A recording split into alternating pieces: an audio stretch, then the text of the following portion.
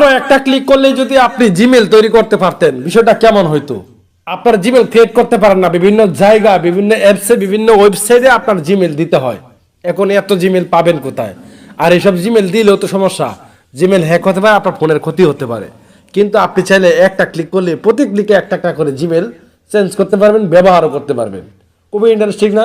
যদি আপনি একটা ক্লিক করেন একটা জিমেল তৈরি হয়ে যায়, এই জিমেলটা যদি ব্যবহার করতে পারেন, মানে টেম্পারারি জিমেল, অথচ আপনার খুব কঠিন কাজগুলো হয়ে যাচ্ছে। এই কাজটা কিভাবে করবেন? মানে একটা ক্লিক করলেই জিমেল পাবেন।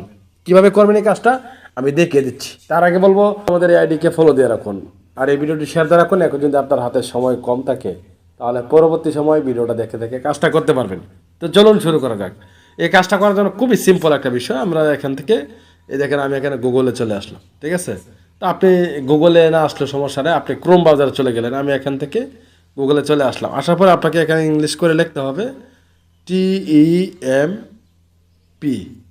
এই দেখেন, এটা লিখতে হবে টেম্প মেইল, ঠিক আছে? আমরা জাস্ট এখানে লিখে দিচ্ছি টেম্প মেইল। দেখেন, টেম্প মেইল লেখার পরে আপনি এখানে দেখতে পাচ্ছেন টেম্প মেইল যে তাদের অফিসিয়াল ওয়েবসাইটটা আছে, এটা চলে আসছে। এখন এখানে একটা ক্লিক করতে হবে।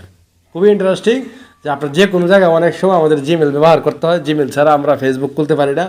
অনেক অনেক জায়গায় আমাদের জিমেলের কাজ করে। তো আজকের এই কাজটা শিখে রাখেন, কাজে লাগবে।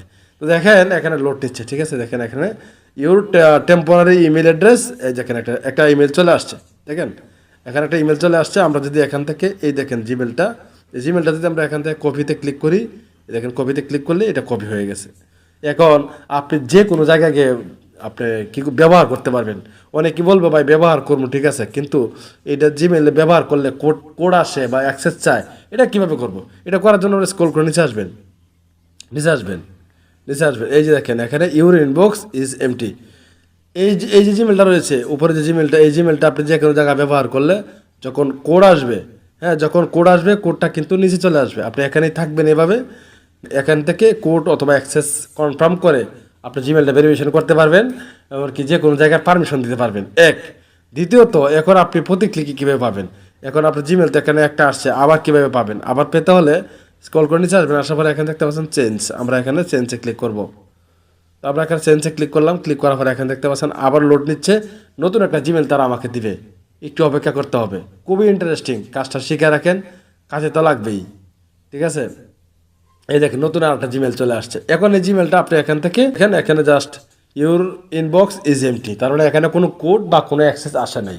এভাবে আপনি চাইলে প্রতিদিন হাজার হাজার ইমেল ব্যবহার করতে পারেন। এই কাজটা অনেকেই জানতেন না ভাই, কাজটা জেনে গেছেন। তো ভিডিওটা কেমন হয়েছে অবশ্যই কমেন্ট করে জানাতে বলবেন না, আর দয়া করে ভিডিওতে একটা লাইক দিবেন। ভালো থাকবেন, আল্লাহ হাফিজ।